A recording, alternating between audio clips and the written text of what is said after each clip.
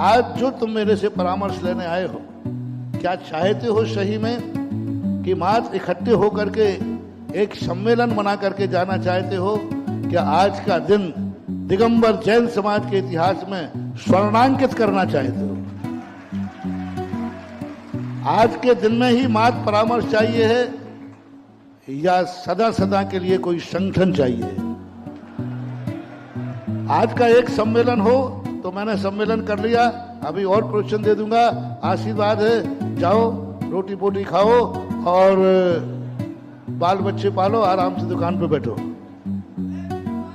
और यह चाहिए है कि नहीं, आज के इस मंच से एक ऐसा संगठन का आगाज हो जिस संगठन में ना संतवाद होगा ना पंथवाद होगा। ये संगठन संतों के बीच में, संतों के संघों के बीच में विवादों से कोई मतलब नहीं रहेगा। कौन संघ में क्या, संत में क्या है, कोई मतलब नहीं। किस मंदिर में कौन सा पंथ है, कौन सी कमेटी किस पंथ की है, इस पंथों से ऊपर होकर के संगठन काम करेगा।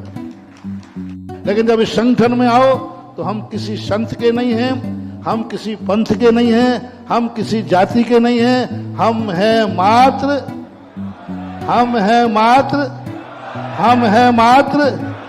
ये संगठन का एक पहला नारा होगा, हम मात्र दिगंबर जैन हैं, इसके अलावा हमारा कोई परिचय नहीं होना चाहिए। और हमें बाहर से, क्योंकि आज हमारा धर्म, आज हमारे साधु संत, आज हमारे मंदिर बाहर से असुरक्षित होते जा रहे हैं। आज कितने संकट आते आए दिन लोग में, मैं क्या करूं, किसको सुनाऊं।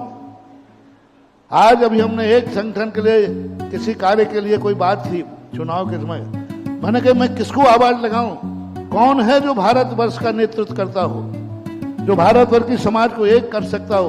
बैनर किसका लूं, जिसका बैनर लोग लेते हैं वही बैनर सीमित हो जाता है। तो एक बैनर आज के समाज के लिए चाहिए है जो पूरे भारत की जैन समाज का प्रतिनिधित्व करे।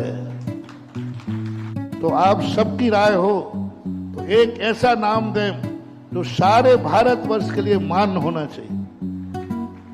सबकी यदि राय हो तो बोले।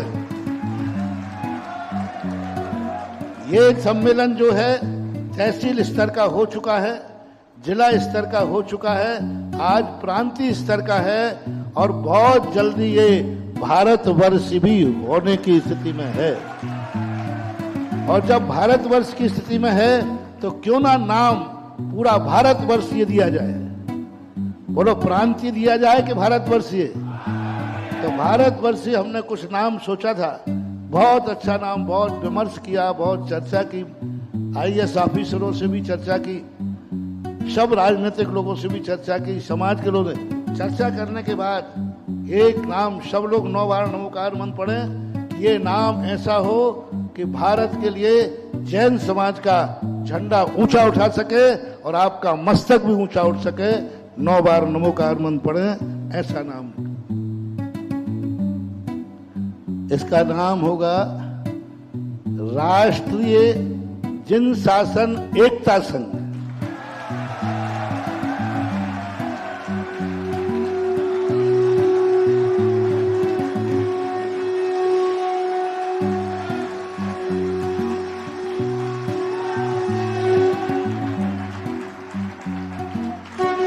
हम नाम बोलेंगे, आप जयवंत बोलना। जिन शासन एकता संघ, जिन शासन एकता संघ, जिन शासन एकता संघ, जयवंत। और इसमें शपथ लेना है आपको, गांधी जी वाली शपथ नहीं, सुभाष चंद्र बोस वाली शपथ लेना है। और सुभाष चंद्र बोस वाली शपथ का अर्थ है दीपक के सामने हाथ करना, जलते हुए खून के लौथड़े गिर जाएं, जब तक प्रार्थना पूरी नहीं होगी हाथ नहीं हटेगा।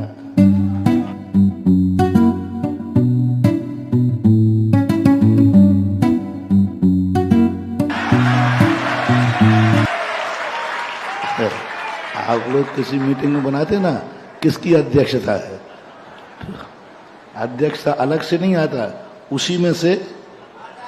इसलिए मैंने पहले बिना सदस्य बने बिना अध्यक्षता नहीं कर सकता था। ये जो पहले मैं आपका सदस्य बना और फिर अपन बैठ करके एक बहुत बड़ी सोच लेकर के बैठे हैं। बरसों बरसों का ये सोच बहुत, लेकिन हमारे पास बहुत सोच है, बहुत विचार है, बहुत कुछ हमारे करने की मेरी उमंग है, लेकिन चूंकि हम साधु हैं, हमें एक टीम चाहिए। हर व्यक्ति मेरे पास आता है, महाराज जी आपसे हमें यह उम्मीद है, हमें यह उम्मीद है, यह उम्मीद है। मैंने कि आपकी उम्मीदों पर मैं खरा उतरूंगा ये मुझे विश्वास है, लेकिन आप मेरी उम्मीदों में खरा उतरेंगे ये मुझे विश्वास नहीं है। आप जो अपेक्षाएं रखते हैं मेरे से, उन अपेक्षाओं को तो मैं पूरी करने का विश्वास है मुझे, लेकिन आप लोग उन उम्मीदों को पूरा कर पाएंगे इस पर थोड़ा विकल्प आ जाता है। उम्मीदों को पूरा करने का अर्थ है, आज ज्ञानचंद, रायचंद, हुक्मचंद बहुत है, सब परामर्श करते, सब अच्छा लेक्चर देते, अच्छी बातें करते हैं, लेकिन टीम नहीं आता कि हम 10 लोग तैयार हैं इस कार्य के लिए, हम 10 लोग तैयार हैं इस कार्य के लिए। महाराज आप आशीर्वाद दीजिए, काम हम करेंगे, आशीर्वाद आपका चाहिए। फिर देखो जैन समाज का ऐसा कोई कार्य नहीं है जो संभव ना हो सके। हर चीज के लिए एक टीम चाहिए, और यही स्थिति के लिए बरसों बरसों से ये कार्य के लिए तैयारी चल रही थी। एक छोटे से हाइट वाला बालक हमसे लगभग 1988 से जुड़ा हुआ है, सिरोंज से, राकेश गोयल। ये 2500 साल से इसी बात को लेकर मेरे पीछे पड़ा हुआ है, क्योंकि आरएसएस का कैंडिडेट है, आरएसएस का समर्थक है, और वो वहां से गुण सीख करके आया कि जैनियों का भी एक संगठन होना चाहिए, लेकिन उसकी उम्र, उसका कद, उसकी हैसियत देख करके मैं इतने सालों से उसके कंधे पर इतना बड़ा भार रखने के योग्य मैं नहीं समझ पा रहा था। लेकिन इस बार तो उसने आकर के जिद ही कर ली। बीच में एक आया, आप आशीर्वाद दो या नहीं दो, मैं शुरू करता हूं। आशीर्वाद दो या ना दो, मैं शुरू करता हूं। और उसने शुरू किया एक छोटी सी एक तहसील से। एक तहसील का थोड़ा सा संगठन बनाया विदिशा जिले में, तहसील से जिले का बनाया, और मेरे सामने एक ग्रुप लेके आया। बोले महाराज जी मैं अब अकेला नहीं हूं, मैं एक तहसील लेके आया हूं। तो मैंने कहा अच्छा। फिर बोले नहीं, कुछ जिले के लोग भी हैं, और 5-7 लोगों के आया। बोले महाराज अब तो कुछ मेरे में आप योग्यता समझ रहे हो कि नहीं। मैंने देखा, पता नहीं क्यों आया।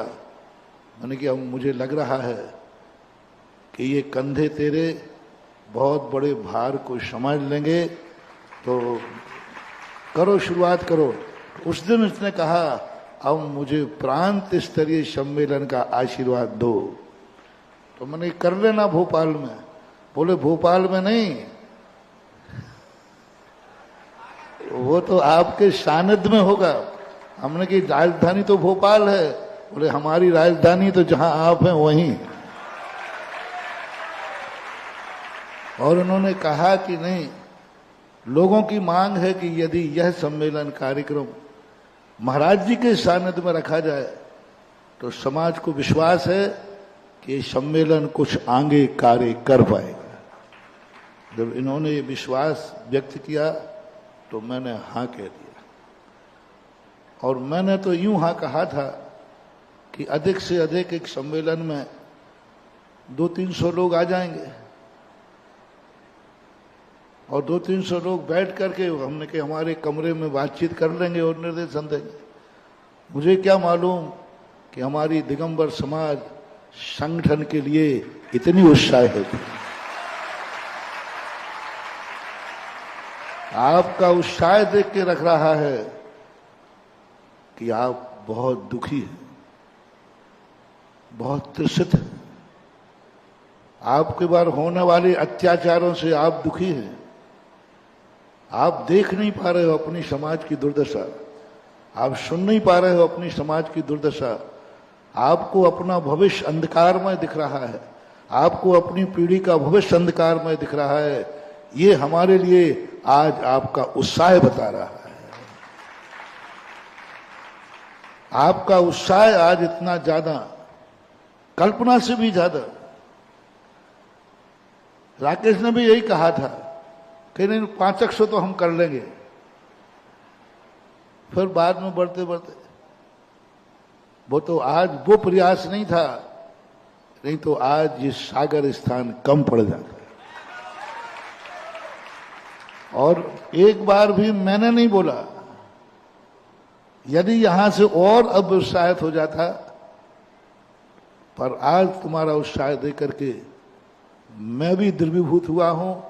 आज तुम्हारी वेदनाओं को देखकर मैं भी दुखी हुआ हूं और आपकी वेदनाओं के कारण जो आपका उत्साह उमड़ा है, इससे मेरे अंदर भी जोश आया है कि आप लोग इतने ज्यादा मांग है, आज इतनी जरूरत है संगठन की।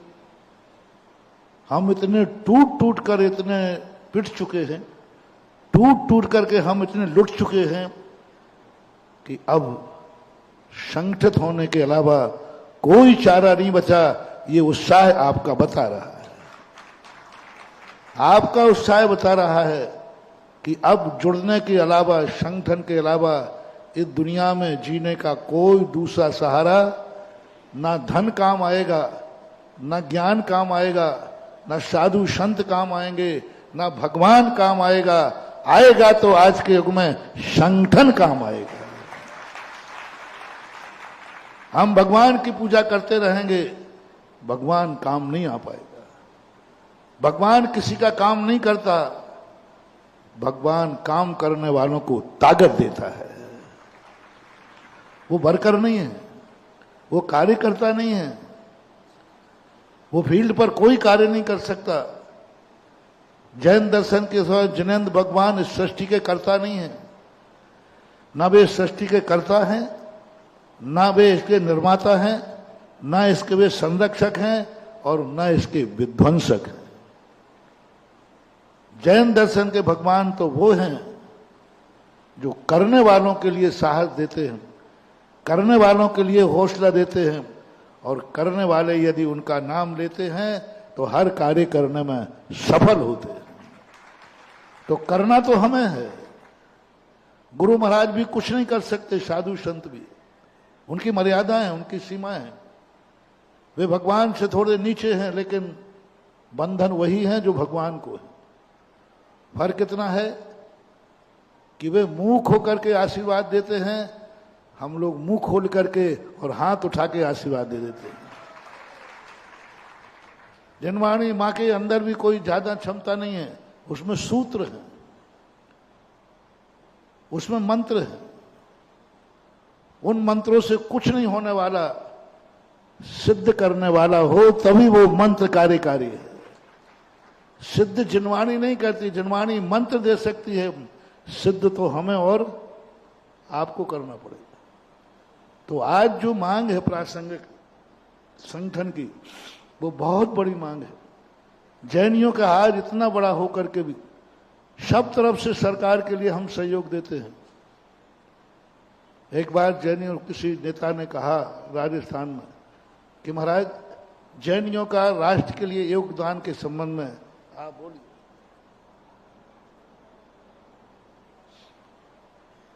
मैंने बड़े मुख्यमंत्री के लेवल पे थे, मैंने कहा मुख्यमंत्री जी ऐसा करो, मैं बोलने की अपेक्षा रेलवे स्टेशन चलो। बोले मेरा रेलवे स्टेशन क्यों, आप तो गाड़ी में बैठते नहीं। मैंने कि बैठूंगा तो नहीं। चलो गाड़ी तुम रुकवाना, गाड़ी में चेकिंग तुम करवाना, किस जाति के लोग सबसे ज्यादा विदाउट टिकट मिलेंगे वही देश को राख लगा रहा है, और जिस जाति के लोग कम विदाउट टिकट मिले वही राष्ट्र का योगदान कर रहा है। मैंने कहा चलिए मैं रेलवे स्टेशन चलूंगा। और वो तो नेता थे, उन्होंने कहा महाराज नहीं जाऊंगा। नहीं क्यों? बोले आप जीत गए मैं हार गया। मैंने क्यों? मैंने कहा ये क्या राष्ट्र का योगदान नहीं है? जैनी कितने तरीकों से राष्ट्र का योगदान कर रहा है, फिर भी आप जैनी के लिए हर चीज में पीछे करते। छापा पड़ेगा तो जैनियों पर, टैक्स लगेगा तो जैनियों पर, और सबसे ज्यादा जैनी टैक्स भरते। और जो जाति बिल्कुल भी टैक्स नहीं बनती, हमारे का टैक्स का पैसा उनके बीच में जाकर खर्च कर दिया जाता है। उनको जब इस बातों का संकेत दिया तो राजस्थान में मैंने नियम बनाया था कि दिगंबर जैन तीर्थ क्षेत्रों पर नल, बिजली और रोड सरकार देगी। तो सरकार ने कहा कि आपके पास पैसा नहीं है। तो ये सवाल पैसे का नहीं है, सवाल रिश्तेदारी का है। क्या हमारा सरकार से कोई संबंध नहीं है? जब सरकार से संबंध है तो हम चाहते हैं कि सरकार और समाज के बीच में संबंध बना रहे। एक नेता से मैंने कहा कि मैंने भाई आप जैनी के लिए टिकट क्यों नहीं देते? तो नेता तो बहुत सोचते आ रहे हैं, वे सोचते साधु के मुंह लगना ठीक नहीं है। उसने कहा महाराज जी दे देंगे। अरे मैंने कहा तुमने तो ऐसे बोल दिया था जेब में रखे हो। मैंने कहा दे दे। हाँ महाराज आप बोल देना कि महाराज जी शर्त एक है, जिसको आप टिकट दिलवाओ पूरे जैनियों का वेट उसी को मिलना चाहिए, और पूरी समाज में से आप एक नाम प्रस्तावित कर दें। मुझे थोड़ा अहंकार है तुम लोगों के ऊपर। क्या कह रहा हूं? मुझे थोड़ा अहंकार है तुम लोगों के ऊपर। मैंने कर दूंगा, क्या बात है, पूरी जैन समाज हमारे कंट्रोल में है। मैं जिसका नाम दूंगा और समाज से कह दूंगा सब वोट एक ही उसी को डालेंगे। पार्टी को नहीं मांगा उन्होंने वोट। उन्होंने कहा जो जैनी आप खड़ा करो सारे जैनियों का वोट उसी को मिलना चाहिए, और एक ही प्रतिनिधि आना चाहिए, दो नाम नहीं आना चाहिए। मुझे थोड़ा अहंकार था समाज पे, तो मैंने कह दिया हाँ हो जाएगा, समाज हमारी, हम समाज को बोल देंगे। हमने कम से कम 6 मीटिंगें की समाज की, हम एक नाम प्रस्तुत नहीं कर पाए और समाज को नहीं मना पाए कि उसी को वोट मिलेगी तो जैनी का प्रतिनिधि करूंगा। नेता तो जानता था तुम्हारी जात। 1 महीने बाद वो बिना बुलाए आ गया। बोले महाराज टिकट किसको देना है? मैंने नीची गर्दन कर दी। मैंने कहा जिसको आपकी मर्जी हो तो दे दो। बोले महाराज हम लोगों को डांटने की अपेक्षा आप अपने घर को संगठित कीजिए, समाज को संगठित कीजिए, और जो उन्होंने 5 मिनट के अंदर हमें उपदेश दिया वो आज भी तुम्हारा संगठन देख करके वो सारी यादें याद आती। झकझोर दिया उन्होंने, और आज इसकी जरूरत है। जैसे अभी एक वक्ता ने कहा था, हम घर में कैसे ही रहें, घर में हर भाई का कमरा अलग अलग होता है, लेकिन घर के बाहर निकलने का दरवाजा एक होना चाहिए। हम कितने भी रहें, हमारा संगठन ऐसा हो, और ये संगठन की एक विशेषता होना चाहिए। और ये संगठन जो आज इकट्ठा हुआ, आपका उत्साह देखकर मेरा मन भी बहुत उत्साहित है, बहुत उत्साहित है। मैं समाज को अपने साथ नहीं ले रहा हूं, मैं आज घोषणा कर रहा हूं, तुम्हारे उत्साह को देखकर हम समाज के साथ हैं।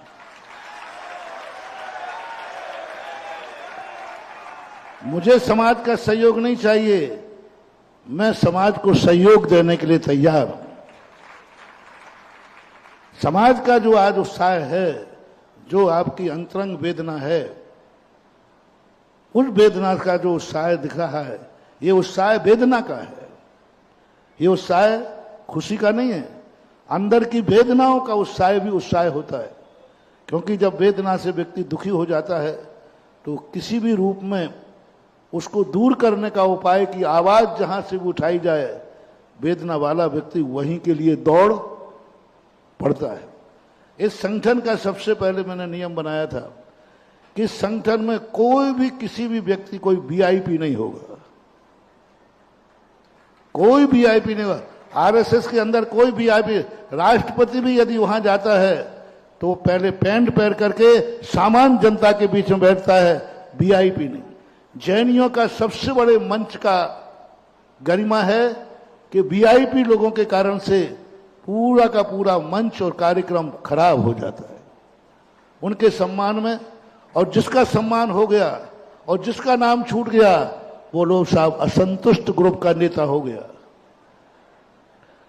जिसका नाम छूट गया वो असंतुष्ट ग्रुप का नेता हो गया। तो सम्मान एक का करते हो। तो यह जो राष्ट्रीय समूह सम्मेलन अपन कर रहे हैं, संगठन की चर्चा कर रहे हैं, इसका पहला नियम होगा, इस मंच की जब भी मीटिंग हो, जब भी सम्मेलन हो, किसी को माला नहीं पहनाई जाएगी। मात्र प्रशासनिक व्यक्ति को यदि तुमने आमंत्रित किया है, जैसे मान लो मंत्री को या कोई कलेक्टर को आमंत्रित किया, जो इस संस्था का सदस्य होगा वह व्यक्ति इसकी मंच पर कभी माला नहीं पहनेगा। जो इसका सदस्य होगा, जो इस संगठन का सदस्य होगा, जो इस संगठन का समर्थक होगा, वो कभी मंच पर माला नहीं पहनेगा। और संगठन का नियम रहेगा, वो किसी अपने संगठन के सदस्य को कोई माला नहीं पहनाएगा, कोई वीआईपी नहीं होगा, सारे के सारे सदस्य समान होंगे। हम जब 10 लाख क्षण शिविर लगाते हैं, कितने बड़े, चाहे आर के मार्बल अशोक पाटनी भी क्यों ना हो और एक गरीब भी हो, सारे लोग एक भेष में होते हैं, एक फर्श पर बैठते हैं और एक भिक्षाचर्या से भोजन करते हैं। कोई सम्मान नहीं, कोई श्रीफल नहीं चढ़ेगा। आज मैंने सबको कह दिया था, एक भी श्रीफल नहीं चढ़ना चाहिए यहां पर। कौन श्रीफल नहीं चढ़ाना चाहता है? आज वो 20 रुपए के श्रीफल की जरूरत नहीं है। आज शरीर के ऊपर जो ये कोकोनट है, इस झुकाने की जरूरत है। वो कोकोनट तो बहुत चढ़ा चुके, बहुत चढ़ गए, बढ़िया कोकोनट चढ़ाने में बहुत माहिर है। बाजार में जहां बढ़िया लोग आते हैं, बाहर और नारियल वाले अपने आप आ जाते कि नारियल ले जाएंगे। इस संगठन में उस नारियल की जरूरत नहीं है। इस नारियल में जो अपने शरीर के ऊपर जो मस्तक है, इस मस्तक की जरूरत है। और यही एक कोकोनट जहां चढ़ गया। अब बोलो कौन व्यक्ति है जो धर्म के लिए यह कोकोनट समर्पित नहीं करना चाहता है? इसलिए कोई श्रीफल, भविष्य में भी कोई श्रीफल नहीं किसी का। इस मंच में किसी को भी, सारे जितने संगठन वाले आए, एक नियम लें, इस मंच का जब भी सम्मेलन होगा हम कोई सम्मान नहीं कराएंगे। सब हाथ उठा के समर्थन करेंगे। कोई माला नहीं पहनेंगे, कोई भी श्रीफल आदि का विशेष सम्मानित नहीं किया जाएगा। इस संगठन का एक सबसे बड़ा दौर होना चाहिए, सबसे, जिसके माध्यम से एक छोटा आदमी बड़े आदमी के बराबरी पर बैठ सके और बड़ा आदमी छोटे आदमी की बराबरी पर बैठ सके। आरएसएस के नियम, क्योंकि आरएसएस को मैं जानता हूं अच्छी तरह, राष्ट्रपति पद पर भी है। जब वो आरएसएस में जाएगा तो सभी जनता की बराबरी पर पैंट पहन करके बैठेगा। और वो ऐसा था, उस समय पैंट चलता था, अब थोड़ा बदलाहट हो गई। तो यह एक पहला नियम बनाया था और फॉलो किया। कुछ वीआईपी नाम बोल दिए गए मेरे बिना पूछे, ये भी नहीं बुलवाना चाहता हूं। जितने नाम तुमने बोले हैं, क्या सब बेनाम हैं? और पूरों के नाम, कोई वीआईपी नाम नहीं। वक्ता होता है, वक्ता चाहिए। एक दूसरा, आज जो तुम मेरे से परामर्श लेने आए हो, क्या चाहते हो सही में कि मात्र इकट्ठे होकर के एक सम्मेलन बना करके जाना चाहते हो? क्या आज का दिन दिगंबर जैन समाज के इतिहास में स्वर्णांकित करना चाहते हो? आज के दिन में ही मात्र परामर्श चाहिए है या सदा सदा के लिए कोई संगठन चाहिए? आज का एक सम्मेलन हो तो मैंने सम्मेलन कर लिया, अभी और प्रवचन दे दूंगा, आशीर्वाद है, जाओ रोटी पोटी खाओ और बाल बच्चे पालो, आराम से दुकान पे बैठो। और यह चाहिए है कि नहीं, आज के इस मंच से एक ऐसा संगठन का आगाज हो जिस संगठन, इस संगठन की सब दूसरी नीति रहेगी, इस संगठन में ना संतवाद होगा ना पंथवाद होगा। ये संगठन संतों के बीच में, संतों के संघों के बीच में विवादों से कोई मतलब नहीं रहेगा। कौन संघ में क्या, संत में क्या है, कोई मतलब नहीं। किस मंदिर में कौन सा पंथ है, कौन सी कमेटी किस पंथ की है, इस पंथों से ऊपर होकर के संगठन काम करेगा। ये नहीं देखेगा कि ये समाज 20पंथी है कि 13पंथी है कि सोनगढ़ी है कि लोहगढ़ी है कि रतनगढ़ी है, क्या अलग अलग बोलते हैं ना, सब होते हैं, कोई नहीं। तीसरा, जातिवाद इसमें बीच में नहीं आना चाहिए। दिगंबर जैन, ऑलवेज दिगंबर जैन, ये मैं तुम्हें सिद्धांत दे रहा हूं। वायरलेस तो आप बनाना, ये उद्देश्य है। दिगंबर जैन ही मात्र इसका परिचय होगा। कोई भी व्यक्ति किसी की जाति नहीं पूछेगा, कोई किसी का गोत्र नहीं पूछेगा, कोई किसी के गोत्र का परिचय प्राप्त नहीं करेगा, और कोई किसी से मतलब नहीं रखा तुम्हारा गोत्र क्या है, तुम्हारी जाति क्या है। ये मतलब रखता है तो वो संगठन द्रोही माना जाएगा। मात्र एक ही परिचय है, दिगंबर, बोलो, दिगंबर जैन। पंथवाद से कोई मतलब नहीं रहेगा। कौन पंथ है वो मंदिर तक छोड़ो, मंदिर के अंदर तुम्हें जो करना है करो। ये मंदिर के अंदर का संगठन नहीं है, ये मंदिर के बाहर का संगठन है। मंदिर के अंदर के हमें कोई पंचायत नहीं करना है, मंदिर के अंदर के संगठन विपदाओं को नहीं निपटाना है। मंदिर के बाहर जो आक्रमण हो रहे हैं उनको सैनिक बनकर के निपटाना है। सैनिक राजा के अंदर जाकर के राज की सुरक्षा करता है कि बाहर से? ये सैनिकों का संगठन होना चाहिए जो मंदिर के बाहर खड़े होकर बाहर के लोगों से जो हमारे मंदिरों पर आक्रमण हो रहे हैं, तीर्थ क्षेत्रों पर आक्रमण हो रहे हैं, उन आक्रमणों से सुरक्षा करना इस संगठन का उद्देश्य होना चाहिए। मंदिर के अंदर क्या हो रहा है हमारे लिए कोई लेना देना नहीं है, संगठन का कोई उद्देश्य नहीं है। इसलिए पंथवाद नहीं, जातिवाद नहीं, संतवाद नहीं। कोई महाराज जो महाराज हैं, कौन महाराज किनको मानने वाला है, किस महाराज को ये मानता है, इस संगठन में ये कोई भेद नहीं होना चाहिए। इस संगठन में होना चाहिए दिगंबर जैन। तुम संतों को मानते हो, जिसको मानते हो मानो। जब महाराज के पास जाओ तो उनकी पूछ लेना, लेकिन जब इस संगठन में आओ तो हम किसी संत के नहीं हैं, हम किसी पंथ के नहीं हैं, हम किसी जाति के नहीं हैं, हम हैं मात्र, हम हैं मात्र, हम हैं मात्र। ये संगठन का एक पहला नारा होगा, हम मात्र दिगंबर जैन हैं, इसके अलावा हमारा कोई परिचय नहीं होना चाहिए। और हमें बाहर से, क्योंकि आज हमारा धर्म, आज हमारे साधु संत, आज हमारे मंदिर बाहर से असुरक्षित होते जा रहे हैं। आज कितने संकट आते आए दिन लोग में, मैं क्या करूं, किसको सुनाऊं। आज अभी हमने एक संगठन के लिए, किसी कार्य के लिए कोई बात थी चुनाव के समय, मैंने कहा मैं किसको आवाज लगाऊं, कौन है जो भारतवर्ष का नेतृत्व करता हो, जो भारतवर्ष की समाज को एक कर सकता हो। बैनर किसका लूं? जिसका बैनर लोग लेते हैं वही बैनर सीमित हो जाता है। तो एक बैनर आज के समाज के लिए चाहिए है जो पूरे भारत की जैन समाज का प्रतिनिधित्व करे। और यदि आप स्थायित्व चाहते हो तो जैसा हमारे लिए कहा गया है कि आप इसका एक बहुत बड़ा प्रारूप दें, तो आप सबकी राय हो तो एक ऐसा नाम दें जो सारे भारतवर्ष के लिए मान्य होना चाहिए। सबकी यदि राय हो तो बोले। ये सम्मेलन जो है तहसील स्तर का हो चुका है, जिला स्तर का हो चुका है, आज प्रांतीय स्तर का है, और बहुत जल्दी ये भारतवर्ष भी होने की स्थिति में है। और जब भारतवर्ष की स्थिति में है तो क्यों ना नाम पूरा भारतवर्ष ये दिया जाए। बोलो, प्रांतीय दिया जाए कि भारतवर्षीय? तो भारतवर्षीय हमने कुछ नाम सोचा था, बहुत अच्छा नाम, बहुत विमर्श किया, बहुत चर्चा की, आईएएस ऑफिसरों से भी चर्चा की, सब राजनीतिक लोगों से भी चर्चा की, समाज के लोग चर्चा करने के बाद एक नाम सब लोग 9 बार नमोकार मंत्र पढ़े कि ये नाम ऐसा हो कि भारत के लिए जैन समाज का झंडा ऊंचा उठा सके और आपका मस्तक भी ऊंचा उठ सके। 9 बार नमोकार मंत्र पढ़े, ऐसा नाम।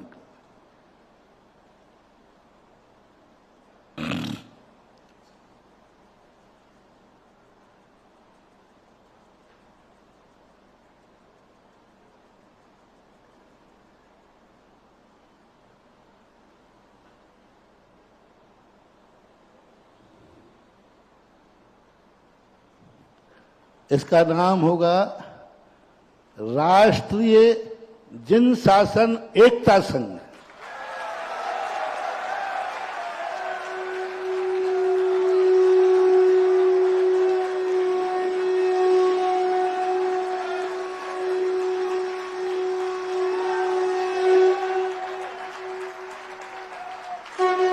हम नाम बोलेंगे, आप जयवंत बोलना।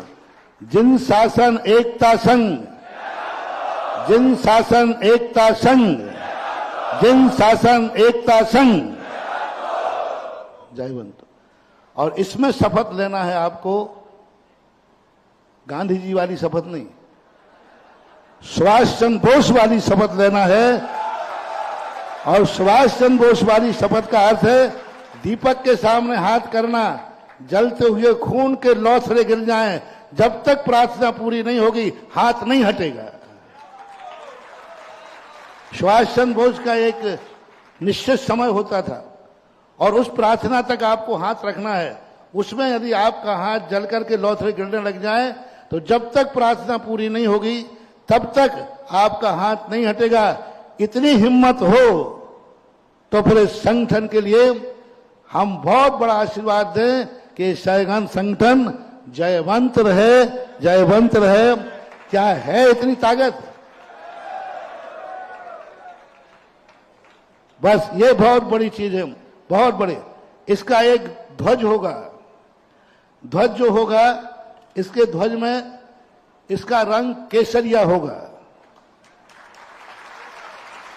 और ध्वज के एक तरफ लिखा रहेगा 3 लोक का नक्शा और ऊपर रहेगा अहिंसा परमो धर्म, नीचे रहेगा परस्परोपद्रो जीवानाम और ऊपर लिखा रहेगा, इस संगठन का नारा होगा कलऊ एकता बलम। जो पूज्यवर वीर सिंह स्वामी ने 1000-1500 वर्ष पहले इस कलिकाल के लिए दिया था, उसका नाम है कलऊ एकता बलम। बोलो, कलऊ एकता बलम, कलऊ एकता बलम, कलऊ एकता बलम। अर्थ है कलिकाल में एकता ही बल है। ये हमारे आचार्यों का मंत्र है जो हजारों साल पहले उन्होंने दिया था। कलिकाल में यदि तुम्हें सुरक्षित रहना है तो ये मंत्र उन्होंने दिया। हर संगठन के सदस्य को ये नारा याद होना चाहिए, कलऊ कलऊ। हम बोले कलऊ, तुम बोलो एकता बलम। कलऊ कलऊ कलऊ। बहुत अच्छा। इसका एक नारा होगा, जो नारा होगा सबके लिए, जैनम जयतु शासनम। सुने पहले पूरा, फिर लगवाता हूं। जैनम जयतु शासनम, वंदे भरत भारतम। जैनम जयतु शासनम, वंदे भरत भारतम। भारत का भारत। किसको वंदना करना है? तो क्या देना? जैनम जयतु शासनम। बोलो, जैनम जयतु शासनम, वंदे भरत भारतम। वंदे भरत, वंदे भरत, वंदे भरत।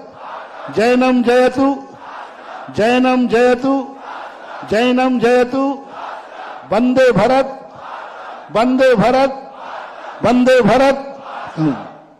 ये आपका इस संगठन का नारा होगा। जैनम जयतु शासनम वंदे भरत भारतम, वंदे भरत। हाँ, इसका अर्थ है जैन शासन जयवंत हो और भरत का भारत नमस्कार, भरत भरते भारत, भरत भारतम वंदे, वंदे भरत भारतम, इसका नारा होगा। जब भी मीटिंग होगी वही पैटर्न पे जो आरएसएस वाले, ये ध्वजा स्थापित होगा, सब लोग इस ध्वजा के सामने खड़े होंगे और इसकी प्रार्थना होगी मेरी भावना, इसकी प्रार्थना होगी मेरी भावना। सन 1947 में राष्ट्र के लिए लिखी गई थी, लेकिन चूंकि उसका विषय लंबा था इसलिए वह गौण कर दी गई। अब उस जिस भावना से कवि ने यह भावना लिखी थी, आज जैन समाज उस भावना को एक राष्ट्रीय भावना बनाती है। और जब भी इसकी मीटिंग होगी या झंडे की स्थापना होगी, आप अपने नगर में, अभी मैं बता रहा हूं कैसे और करेंगे, होगी, और सभी लोग पहले आंख बंद करके सावधानी पूर्वक बैठ के या खड़े होकर के मेरी भावना का पाठ करेंगे। उसी के बाद कोई कार्यक्रम चालू होगा। तो प्रार्थना कौन सी होगी? प्रार्थना कौन सी होगी? प्रार्थना कौन सी होगी? मेरी भावना। संगठन का नाम क्या होगा? राष्ट्रीय जन शासन एकता संघ। इसके 5 रूप बनेंगे। छोटे से छोटा ग्रामीण में भी अपना संघ बनाएगा, ग्रामीण लोगों में भी संघ बनेगा। हर गांव का एक स्वतंत्र संघ होगा जिसका नाम रहेगा, ऊपर लिखा रहेगा राष्ट्रीय जन शासन एकता संघ शाखा। ऊपर क्या रहेगा? राष्ट्रीय जन शासन एकता संघ। ये सबके लिए अनिवार्य होगा। कोई भी कार्यक्रम होगा पहले ये होगा, उसके निचले शाखा ग्रामीण जन शासन एकता संघ। गांव वाले क्या रखेंगे अपनी छोटी इकाई का? ग्रामीण जन शासन, लेकिन ऊपर तो है ही वो अंतर्गत। जिला वाले लगे जिला स्तरीय जन शासन एकता संघ। प्रांतीय लोग प्रांतीय जन शासन एकता संघ। प्रांत वालों के साथ एकता जन शासन संघ सबके साथ रहेगा, चाहे ग्रामीण हो, चाहे जिला हो और चाहे प्रांत हो। और ऊपर क्या रहेगा? राष्ट्रीय जन शासन अंतर्गत लिखा रहेगा बीच में, और ये नाम रहेंगे। अब ये चिन्ह अभी एक ही प्रारूप है, पर नाम आज ही घोषित कर रहा हूं। अब आगे जाकर के ये पुरुषों का हुआ, एक इसी राष्ट्रीय जन शासन एकता संघ के अंतर्गत एक महिलाओं का संघ होगा जिसका नाम होगा राष्ट्रीय जन शासन महिला एकता संघ। राष्ट्रीय जन शासन महिला एकता संघ। और युवाओं का होगा राष्ट्रीय जन शासन युवा एकता संघ। इनके अंदर जो छोटी छोटी इकाइयों का संगठन होगा उनके लिए वितरण कर दिया। तो ये संगठन का स्वरूप होगा। बोलो मंजूर है? मंजूर है? मंजूर है? हाँ, 3 बार बोल दिया। सावधान, आज उसी रूप में बोलूंगा जिस रूप में संगठन बन रहा है, क्योंकि ये संगठन सुभाष चंद्र की भोज के अनुसार जोश वाला होना चाहिए, जिसमें जोश भी हो और होश भी हो। होश भी चाहिए और हाँ, होश अकेले से काम नहीं चलेगा और जोश अकेले से भी काम नहीं चलेगा। इस संगठन के जो आज अपने पहलू थे वो पहले दिखा दिए गए। पहले इस पर हम काफी चर्चा कर चुके हैं, हम भी इसका पूरा अध्ययन कर चुके हैं। वो सारे अध्ययन के बाद ये आपके सामने आज प्रस्तुतिकरण किया जा रहा है। इसके मुख्य लक्ष्य जो आज हैं 7 बिंदु हैं: संगठन, संस्कार, संस्कृति, साहित्य, सहकार, शिक्षा और सेवा। ये 7 पहलू इस संगठन के मुख्य उद्देश्य होंगे।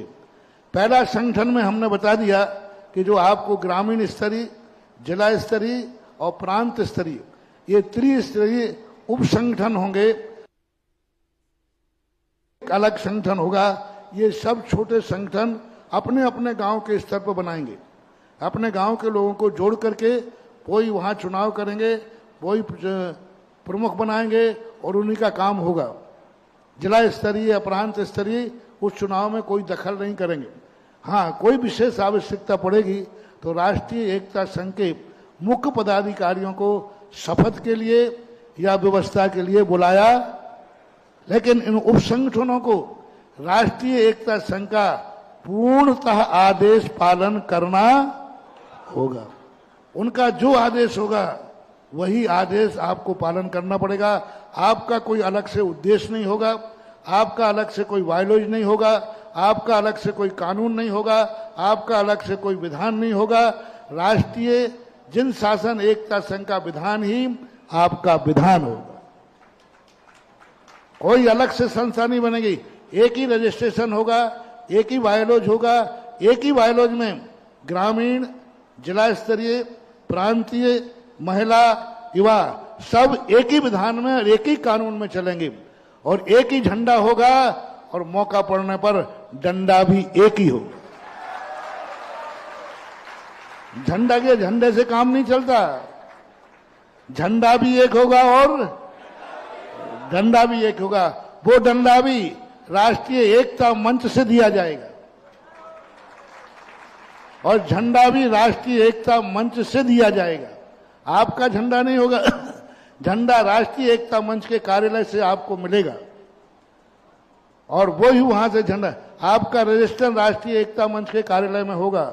वहां से आपको कुछ सिंबल मिलेंगे, कुल ध्वजा मिलेगी, झंडा भी मिलेगा, एक कानून की किताब भी मिलेगी और बहुत सारे चीजें वो हम निश्चित करेंगे, क्योंकि अभी तो प्रारंभिक है, अभी इसमें संशोधन तो, हाँ अभी तो छोटा सा कानून बन रहा है, बाद में तो जाकर के इसका बहुत बड़ी चीजें जुड़ेंगी। राष्ट्रीय स्तर पर विस्तार है तो महिला युवा का हमने बता ही दिया। निरंतर गतिविधियों का इन मंडलों का सबसे बड़ा काम होगा। 24 घंटे में ये अपनी संस्थाएं अपने अपने स्तर पर, मंदिर में, धर्मशालाओं में, किसी स्थान पर होकर के सुबह आत्मा साहब को ध्वज बंधन करेंगे, वहां मेरी प्रार्थना करेंगे। योगा, जिम्स, व्यायामशालाएं आदि उस सबको होंगी, लेकिन जो भी जिम खोलेगा जाएगा, जो भी व्यायामशाला खोलेगा उस ध्वज के सामने नतमस्तक होगा, उसके बाद वो जाके कार्यक्रम चालू करेगा। तो हर ग्राम के अंदर आपका प्रत्येक व्यक्ति 24 घंटे में शाखा उपस्थित होना अनिवार्य होगा। किसी कारणवश कोई नहीं आते हैं, चाहे एक व्यक्ति आए, लेकिन शाखा प्रतिदिन कहीं ना कहीं लगेगी।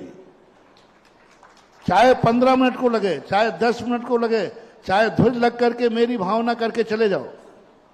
समय नहीं है, कहीं जल्दी जाना है तो एक व्यक्ति आएगा, ध्वज स्थापित करेगा, मेरी भावना पड़ेगा, नारा लगाएगा, जैनम जयतु, वंदे भारत, ये नारा लगा करके और चला जाएगा। लेकिन उपस्थित प्रतिदिन हर शाखा का ध्वज बंधन होना अनिवार्य होगा ही होना।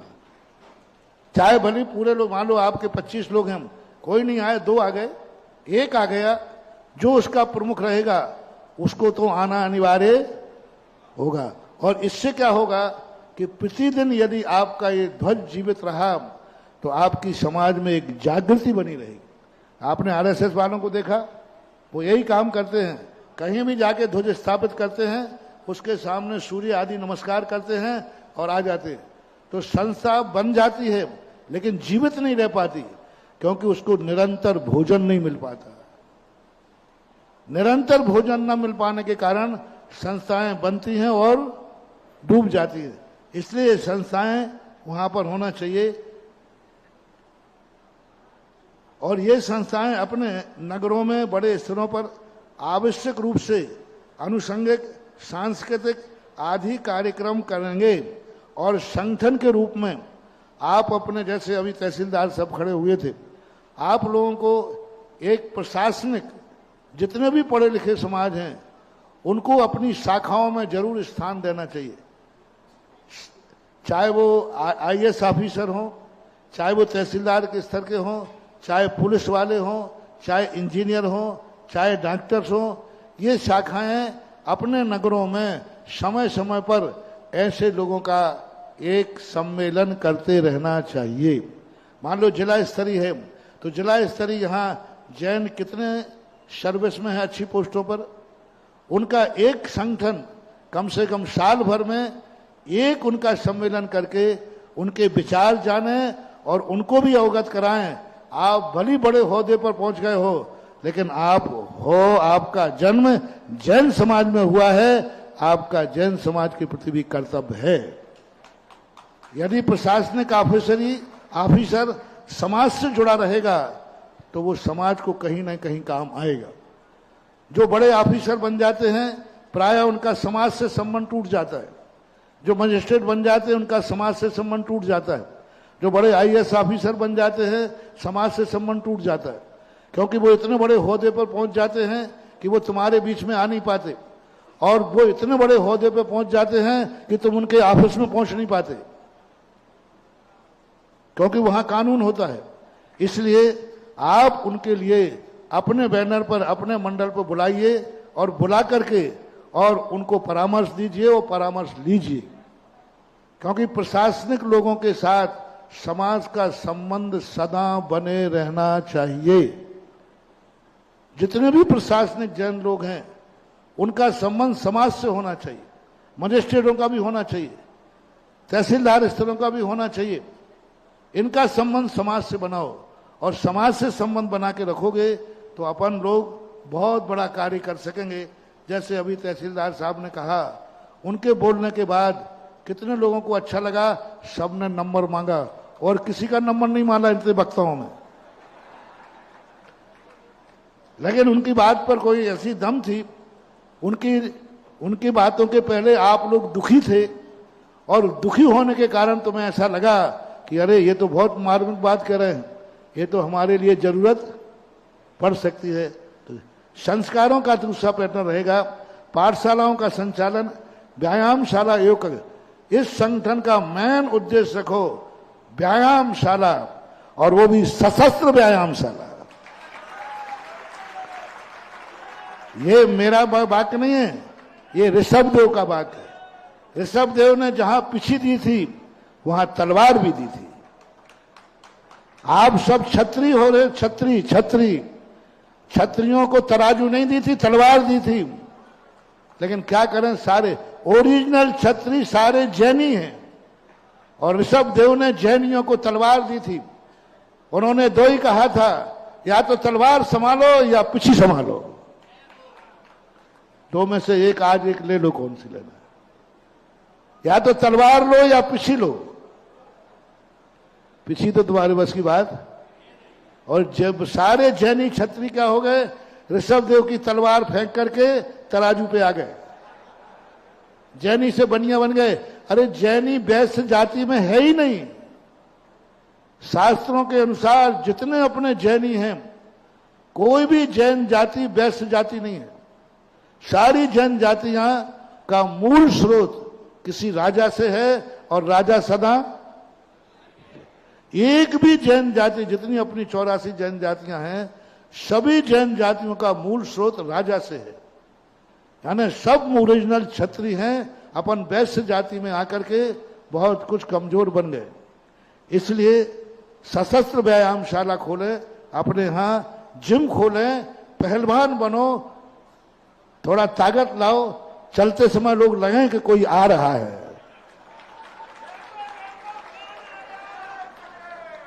तो इस प्रकार की व्यायामशालाएं, योग की कक्षाएं आदि लगा करके साधुओं के विहार आदि संबंध में व्यवस्थाएं करना, संस्कार शिविरों का आयोजन करना।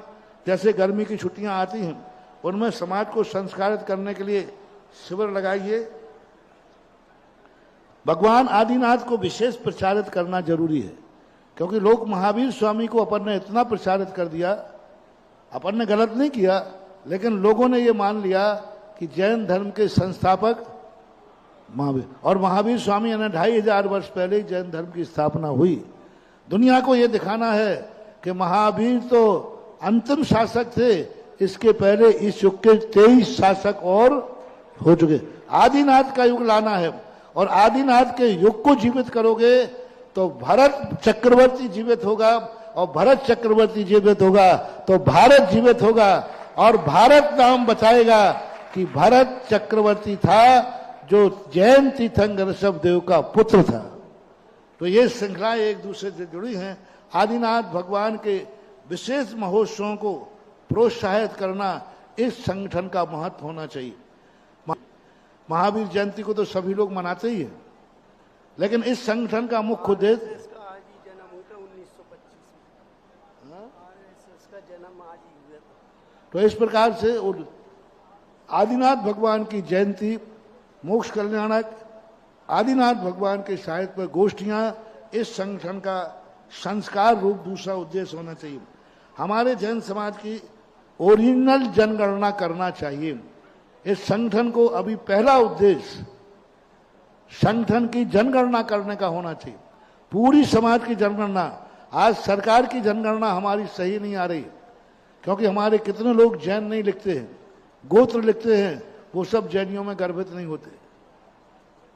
कोई भी प्राय 90% पूरा दक्षिण भारत कोई जैन नहीं लिखता, सब उपनाम लिखते हैं।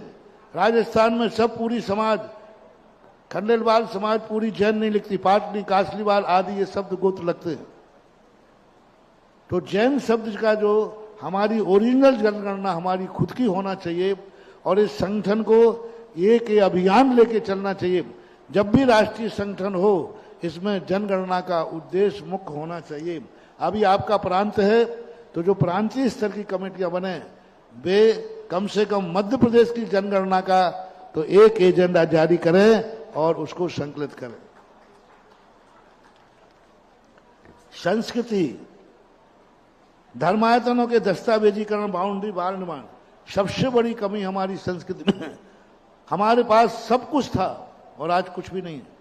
मात्र एक कारण से हम अपनी संपत्ति की बाउंड्री नहीं बना पाए। आज यदि हम सारी संपत्तियों की बाउंड्री बना देते, आज गिरनार शिखर जी की बाउंड्री बन जाती, आज 30 क्षेत्रों पर बाउंड्री बन जाती, आज ये परेशानी नहीं आती। इंदौर के अंदर बाहु गोमती कौन सी है, कोमटगिरी, वहां संकट आ गया। देशभूषण महाराज जी के समय पर यदि उसी समय हमने बाउंड्री बना ली होती तो आज हमारे समय विवाद नहीं होते। विद्यानंद महाराज जो भी देशभूषण की महाराज जी के समय हुआ था। तो ये सबसे बड़ा एक अभियान चला है। मध्य प्रदेश मंच से मैं कहना चाहता हूं, मध्य प्रदेश का एक भी तीर्थ क्षेत्र न बचे जिसमें सबसे पहले बाउंड्री ना हो। मंदिर नहीं बन रहा है, मत बनने दो। पूजा नहीं हो रही है, मत होने दो। सबसे पहले क्षेत्र की बाउंड्री बना करके तौला लॉक करो, और एक बोरिंग और एक मीटर बिजली का लगवा करके सरकार में रजिस्ट्रेशन कराओ कि आज की तारीख में ये संपत्ति मेरी है। मान लीजिए आज तक कोई दस्तावेज नहीं है, आप सरकार को एप्लीकेशन लगा करके नया दस्तावेज तैयार कीजिए कि आज की तारीख तक तो इस क्षेत्र पर कोई किसी का दूसरे का राज्य नहीं, दूसरे का कोई अधिकार नहीं है। आज इस क्षेत्र पर क्या है वर्तमान का। हमने राजस्थान में ऐसे कई स्थानों के दस्तावेज नहीं थे, हमने कलेक्टर को बुलाया, मैंने कहा आज की तारीख का हमें प्रमाण पत्र दो, यहाँ क्या है। बोले आपके पास कोई कागज नहीं है। मैंने कहा हमारे पास कोई कागज नहीं है, आज क्या है इसका लिखिए, कब्जा लिखिए आज, और कब्जे में क्या क्या है ये लिख दीजिए। आप ये लिखिए इतने एकड़ जमीन पर जैन समाज का कब्जा है, और इस कब्जे में इतने मंदिर हैं, इतनी मूर्तियां हैं, इतनी धर्मशाला हैं। ये एक कागज हमारे लिए मिल जाए तो कम से कम आज की तारीख तक तो हम, भविष्य में कोई उसका कोई दावा नहीं कर पाएगा, क्योंकि हमारे पास कागज है। इसलिए हर व्यक्ति को अपने तीर्थ क्षेत्रों की, धर्मशालाओं की, सबके लिए बाउंड्री वाल बनाएं, कागज तैयार कराएं। पुराने कागज नहीं है, नए कागज कराएं, कब्जे के तैयार कराएं, अतिक्रमण के तैयार कराएं, लेकिन उसमें ये दर्ज जरूर होना चाहिए आज की तारीख में वहां क्या है और क्या नहीं है। मंदिरों की प्रतिमाओं की प्रशस्ति के आदि का संकलन आपको बोली चुके होना चाहिए। एक अच्छे लोग वक्ता तैयार करना है।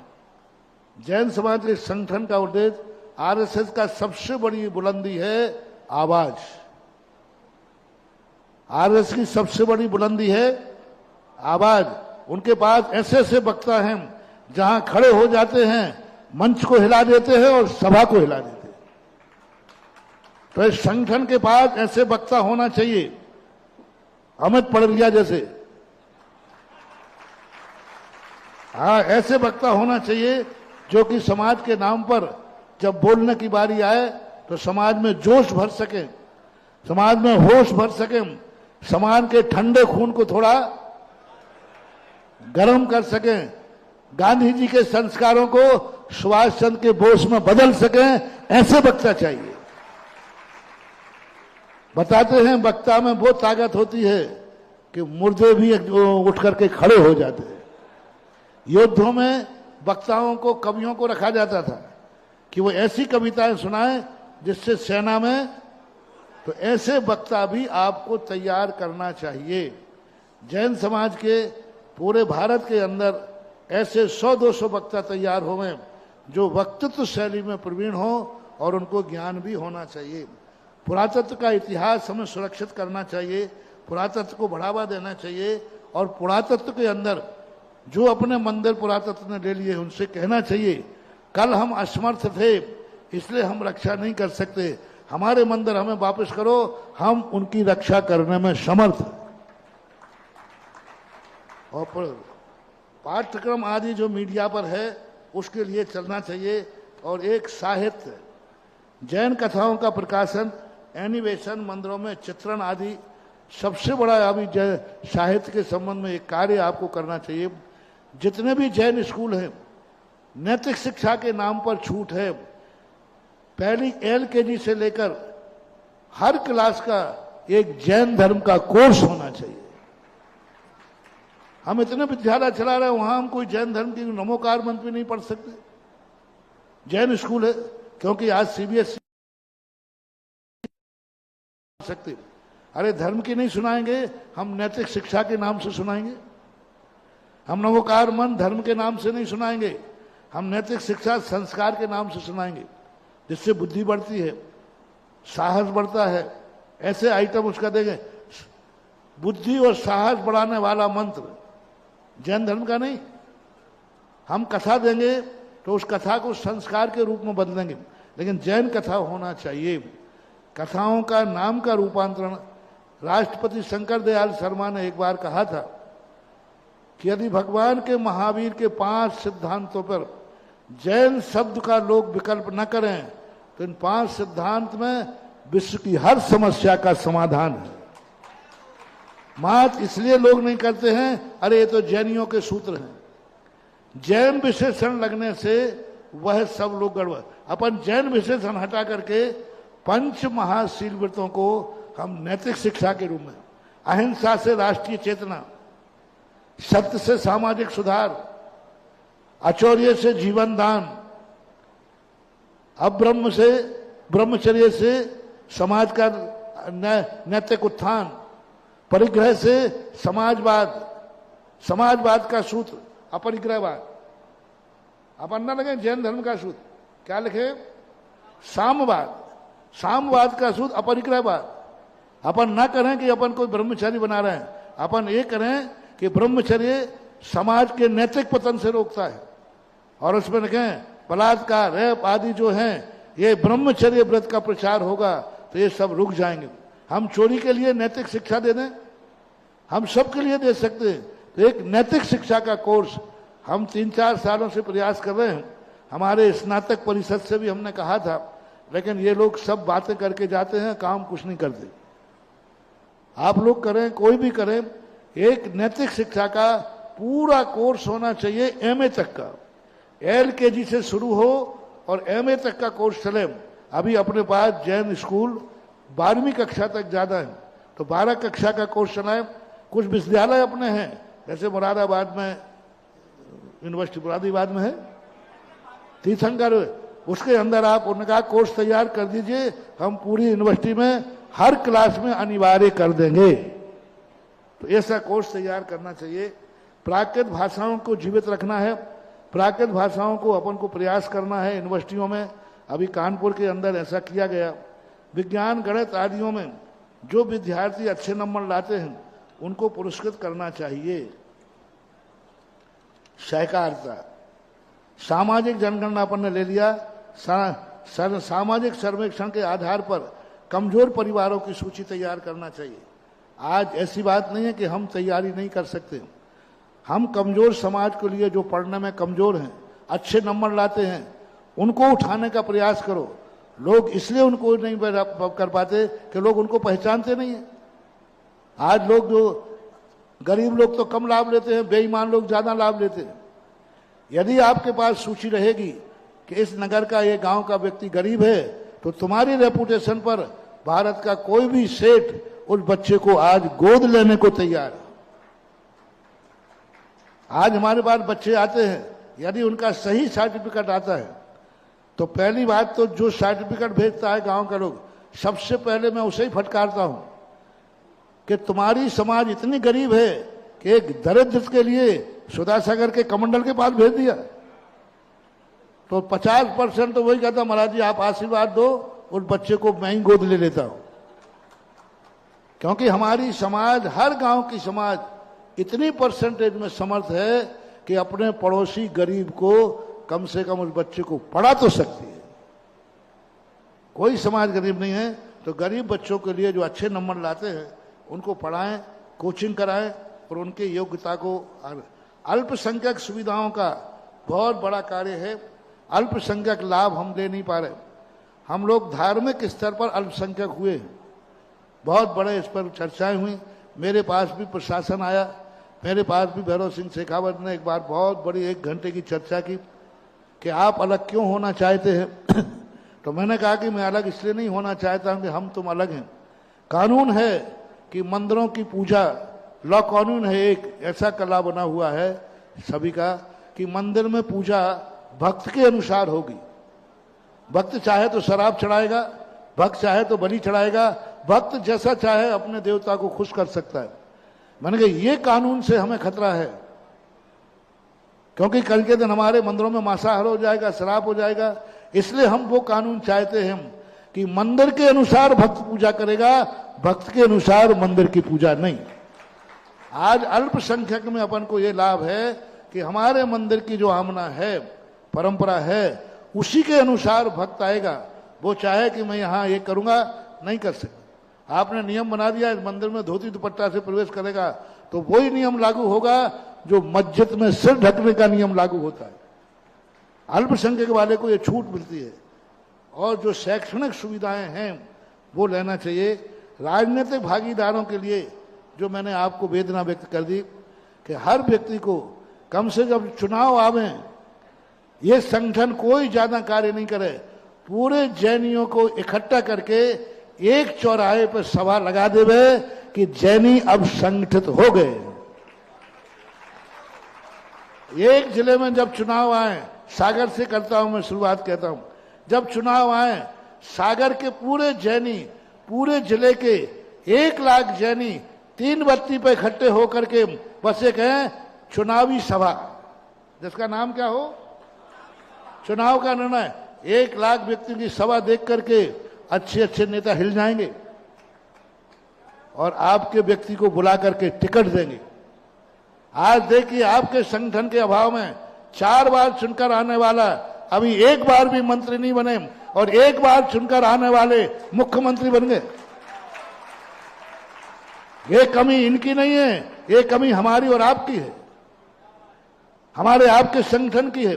हमने कभी आवाज नहीं लगाई कि आज 4 बार, आज 2 विधायक ऐसे हैं एमपी में जो 4 बार, एक निवाड़ी के अनिल जी और एक अपने सैलन जी, ये 2 विधायक 4 बार सुन लिया। क्या मजाक है, 4 बार चुन करके आ गए। 1 बार का चुनाव कितनी मेहनत से होता है, कितना पसीना बहता है, कितना करते हैं। 4 बार चुनने के बाद आज एक कोई मंत्री पद भी लायक नहीं हो पाए। क्यों नहीं हो पाए? क्या इनमें इतना दम नहीं है?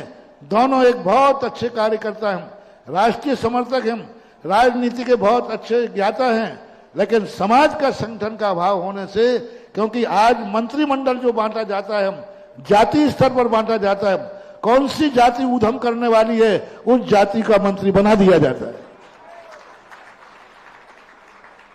दूसरी जाति का मंत्री नहीं बनाओ। तो राजस्थान वो आंदोलन करते हैं, अगली बार हम इस पार्टी का बहिष्कार करते हैं। तो कहते भैया कोई कोई एक मंत्री बना दो, और जैनी तो कुछ हो ही नहीं रहा। 4 बार चुनने के बाद पूरे सागर जिले की एक समाज भी एक बार भी ज्ञापन दिया क्या? एक बार भी भोपाल गए क्या? एक बार भी आंदोलन किया क्या? हमारी समाज का एक नेता, एक व्यक्ति 4 बार चुन के आ गया, लेकिन आपके लिए कोई एक छोटा सा पद भी मंत्री लायक नहीं रहा। ये संगठनों का हमारा अभाव है। ये इस संगठन का उद्देश्य होना चाहिए कि सरकार को भी हिलाने की ताकत होना चाहिए, और हिला सकते हैं, कोई बड़ी बात नहीं है। कलऊ एकता में ताकत है। कुछ नहीं करना, मात्र एक बड़ी मीटिंग करके, संगठन बना करके एक आवाज लगाना है, और सारे मीडिया को बुला के बनाना है। जैनी 1 लाख इकट्ठे होने वाले हैं भोपाल में शैलेंद्र जी के समर्थन में। 1 लाख इकट्ठे होने वाले हैं एमपी के लोग अनिल जी के पास, और कुछ नहीं करना। हमारी एक ही मांग है कि आप आखिर बताइए क्या कमी है।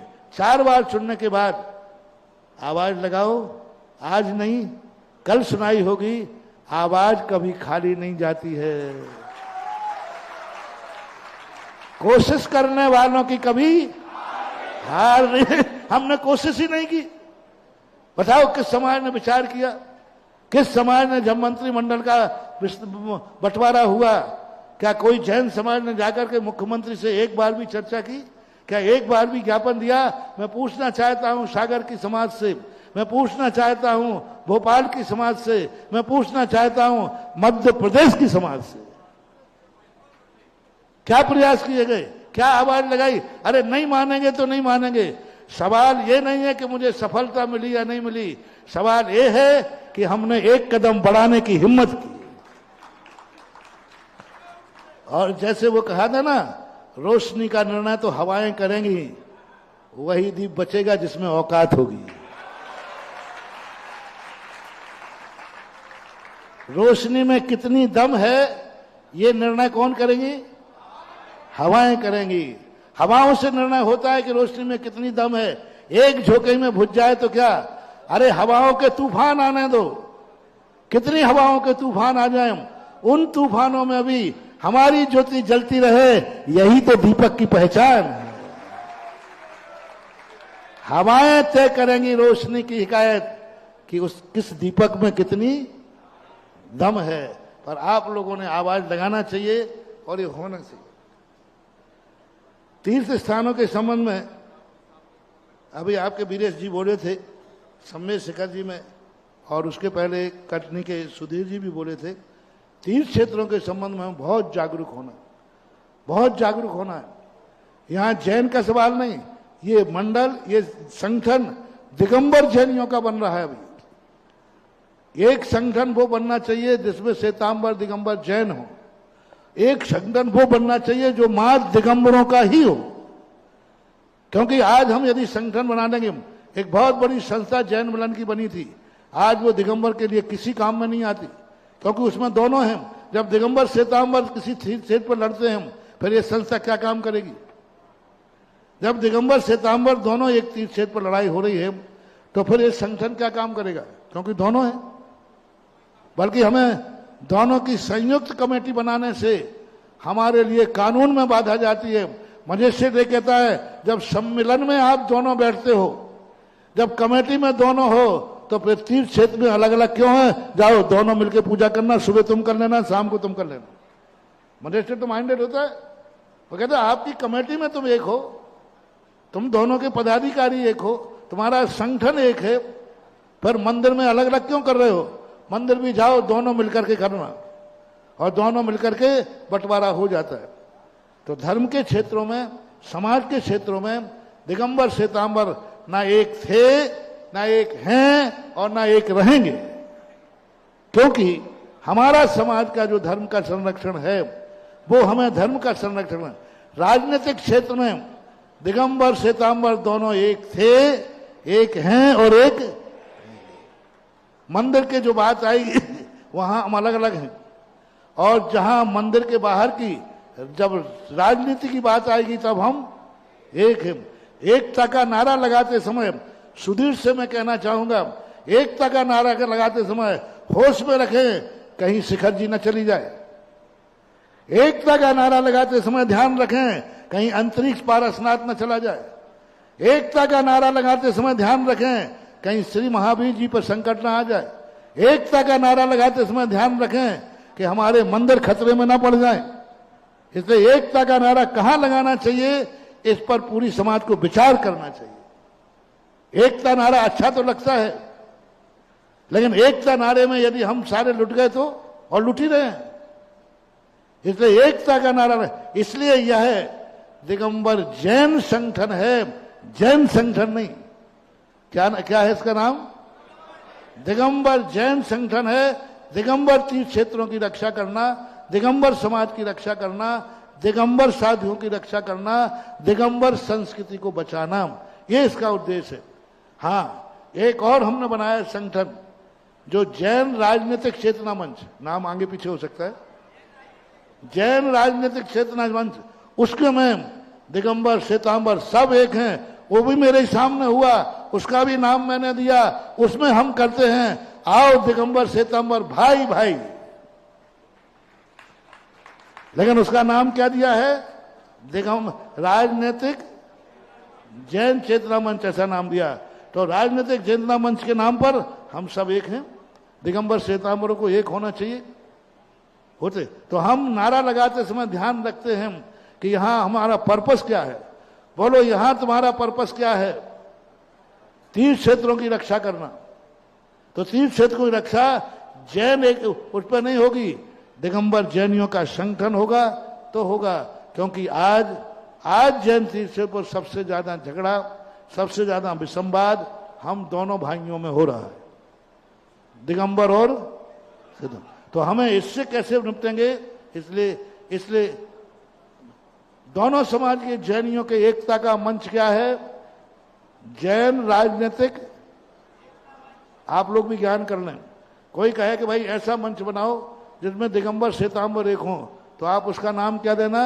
जैन राजनीतिक चेतना मंच। वो सबके लिए एक है। और ये जो राष्ट्रीय जिन शासन एकता मंच है, ये किनका है? बोलो ना, दिगंबर जैनियों का है। इसलिए विवाह आदियों में आज बहुत अराजकता हो रही है। विवाह आदि आज विधर्मी, विजाति, ये आज बहुत स्थितियां चल रही हैं। संगठन इससे सावधान रहे। विजाति और विधर्मियों के बीच में जो संबंध हो रहे हैं, इनको बढ़ावा नहीं देना चाहिए। इसको बढ़ावा देने से दिगंबर को बहुत खतरा है, बहुत खतरा है। और इसकी समस्या पर विचार करना चाहिए और इसके ऊपर समाज को संबोधित करें और उनकी समस्याओं पर विचार करें और समस्याओं पर विचार करके उसको सुलझाने का प्रयास करें। शिक्षा के क्षेत्र में जैन संस्था में संचालित पाठ्यक्रम, अहिंसा संबंधी विषय वस्तु और जो हमने जो अभी कहा है, नैतिक शिक्षा का कोर्स तैयार करना चाहिए। आदर्श विद्यालय खोलना सबसे बड़ी चीज है। जितने हायर एजुकेशन के स्कूल हैं वे ज्यादातर नॉन वेज के हैं और वेज नॉन वेज दोनों की चीजों की स्थितियां मिला के करते हैं। अब हमें कैसे करें? पढ़ाना तो बच्चे को है, तो उसका एक ही तरीका है कि हर जिले स्तर पर जहां अपनी समाज है, एक जैन स्कूल होना चाहिए जिसमें वही स्टैंडर्ड बने जो कॉन्वेंटों का है। आज अपने स्कूल खुलते तो हैं, लेकिन उसमें कमेटी के बच्चे ही नहीं पढ़ते। स्कूल में जब कमेटियां बनती है तो मैं पूछता हूं, मैंने आजकल उसी स्कूल को आशीर्वाद देता हूं जो कमेटी आती है, तो हम पूछते हैं आपके बच्चे कहां पढ़ते हैं? बोले दूसरे। इसमें क्यों नहीं? बोले हमें बच्चों की जिंदगी खराब करना है क्या? अरे भाई, दूसरों की जिंदगी खराब क्यों कर रहे हो? तो जिस पदाधिकारियों के बच्चे उस स्कूल में पढ़ते हों, उसी स्कूल को मेरा आशीर्वाद है। और क्योंकि जब पदाधिकारी के पढ़ेंगे तो स्कूल का अच्छा, तो ऐसे स्कूल खोलो जिसमें पदाधिकारी को खुद अपने बच्चे को पढ़ाने का भाव आवे। अच्छे बड़े स्कूल, गरीबों के स्कूल मत खोलो, अमीरों के लिए स्कूल खोलो। समाज भ्रष्ट गरीबों से नहीं होती है, समाज को भ्रष्ट होती है अमीरों से। अमीर लोग क्योंकि उनके बच्चे के पास उनके पास पैसा है, वो बहुत बड़े स्कूलों में भेजेंगे जहां वेज और नॉन वेज दोनों होते हैं। तो हमें स्कूलों को खोलना चाहिए। आज धर्म के बहुत बुरे संस्कार दे रहे हैं। आप जब कॉन्वेंटों में खुद भेजते हैं स्कूलों को, वो नमोकार मन सीख के नहीं आता, वो क्रॉस सीख के आता है। और 90% कॉन्वेंट जो होते हैं मांसाहारी होते हैं। कम से कम जैनियों के बच्चे उन स्कूलों में ना पढ़ें जिनका मैनेजमेंट मांसाहारी हो। प्रशासनिक, विधायक, न्यायपालिका, पत्रकारिता आदि क्षेत्रों में अपनी पृष्ठभूमि का तैयार करना। आज मीडिया का जमाना है। मीडिया के लिए पेपर, पत्रकारिता आदि में सक्रियता रखना चाहिए, क्योंकि आज इसके बिना सारा विश्व आज एक मीडिया पर ही टिका हुआ है। शिक्षकों का उन्मुखीकरण होना चाहिए। विद्यार्थियों को वार्षिक सम्मान, शिक्षण आदि देना चाहिए।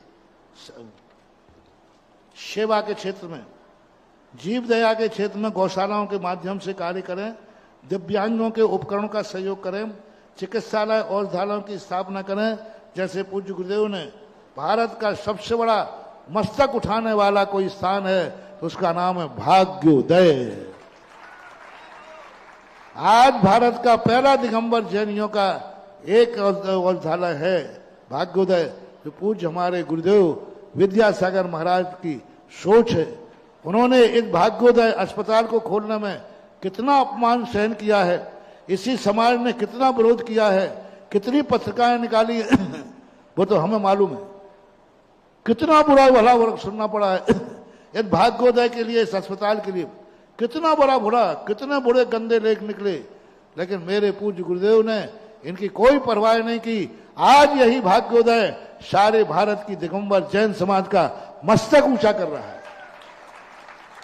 आज कोई त्यागी वृत्ति साधु कोई विपदा में आता है, भाग्योदय के ढंग, भाग्योदय के लिए सारा भारत, सारा संगठन सदा भाग्योदय के लिए कमर कस के खड़ा रहे। और ये भाग्योदय अस्पताल को आप जितना ऊंचाई दे सके, जितनी ऊंचाई दे सके कम है।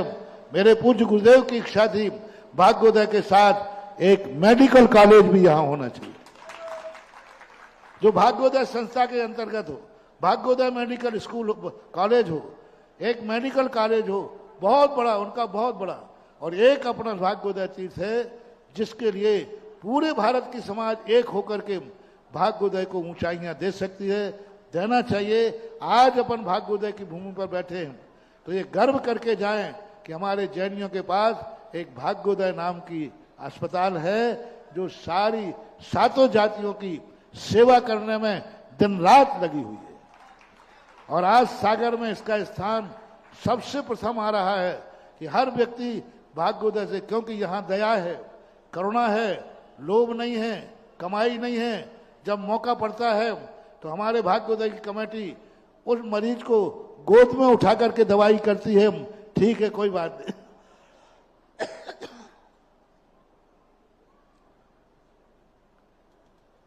सेवा के रूप में समाज के लिए हमने पहले बता दिया, गरीबों के लिए, सर्व समाज के लिए, अपने जैन समाज के द्वारा सभी समाजों के लिए कोई ना कोई ऐसा सोशल कार्य होना चाहिए।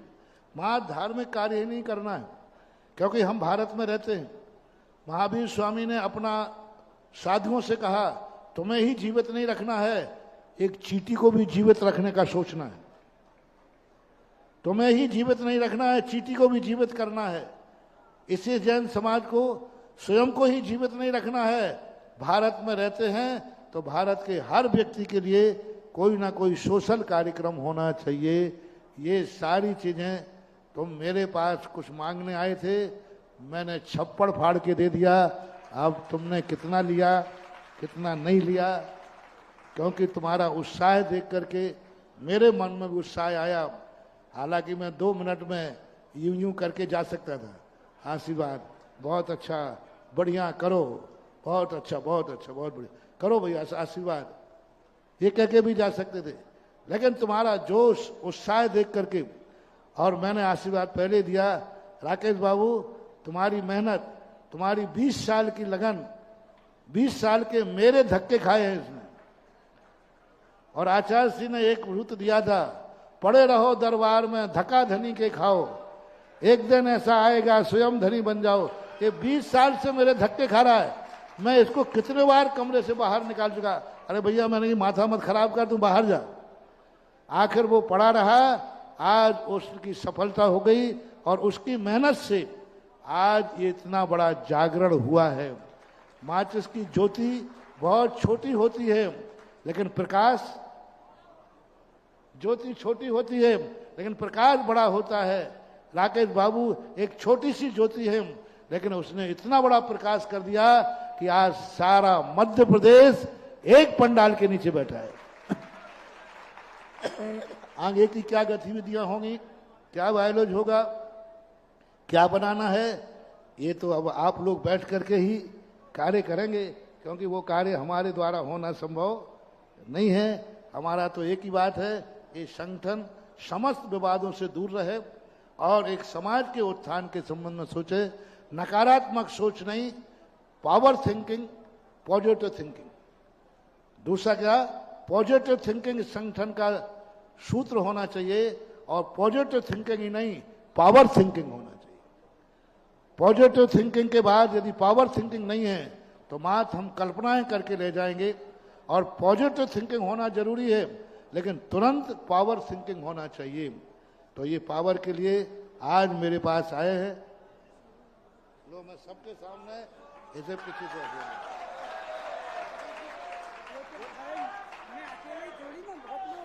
और ऐसे लोग, देखो ये ब्रह्मचारी है लेकिन मुनि नहीं बनना है, रूपक्का है।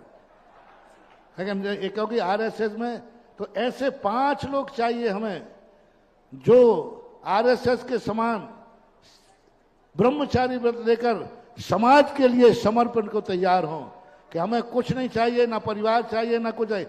उनके जीवन की जिंदगी की शुरुआत, उनके जीवन के संबंध में ऐसे 5 लोग तैयार हो जाएं। उनकी आजीविका, उनकी रोजी रोटी, उनका सब कुछ। मैं अपने भोजन की व्यवस्था तो नहीं करता हूं लेकिन इनके भोजन की व्यवस्था जरूर करवा दूंगा। मैं अपने कपड़ों की व्यवस्था तो मुझे तो जरूरत नहीं है लेकिन इनके जरूर कपड़े सिलवा दूंगा। ये 2 लोग हैं, दोनों ब्रह्मचारी हैं। और भी 5 लोग आ जाए संगठन में कम से कम अभी प्रारंभ में। मध्य प्रदेश के संगठन को चलाने गए 5 ऐसे आ जाए जो घर गृहस्थी से दूर हों, जिन्हें अपने घर गृहस्थी की कोई चिंता ना हो। वो चाहे तो किसी तीर्थ क्षेत्र पर रख सकता हूं, चाहे तो अपने घर में रह सकते। 2 आश्वासन दे रहा हूं, वो अपने घर में भी रह सकते हैं और चाहें तो किसी योग्य तीर्थ क्षेत्र पर उनका कार्यालय खुलवा सकता हूं और उनका कार्यालय खुलवा करके उनके जीवन भर की व्यवस्था भी करवा दूंगा। ऐसा मैं तुम्हें भावना चुप देता हूं। 1 2 ये तो है ही, हिमांशु भी सामने आ रहा है लेकिन 5 ब्रह्मचारी चाहिए पहले मुझे। 2 ब्रह्मचारी, 5 ब्रह्मचारी ऐसे तैयार करो जो मात्र आरएसएस जैसा कार्य करें और समाज के लिए बहुत बड़ी। ये 5 के बाद फिर आगे की कमी नहीं है। हाँ तो हाँ 5 ब्रह्मचारी इसी में जुट जाए, इसी में रह जाए। अभी हमने राकेश जी को दे दिया आशीर्वाद और ये 2 को। अब ये लोग बैठ करके आगे गतिविधि बनाए। आगे की समितियां कैसी क्या बनना है तो आप लोग बना लेना। मेरा जिसको भी बना के लाओगे मेरा तीनों हाथ से आशीर्वाद है।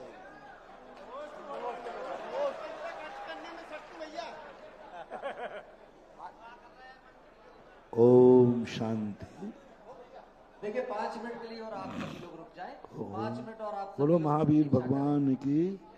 पूज्य गुरुदेव आचार्य विद्यासागर।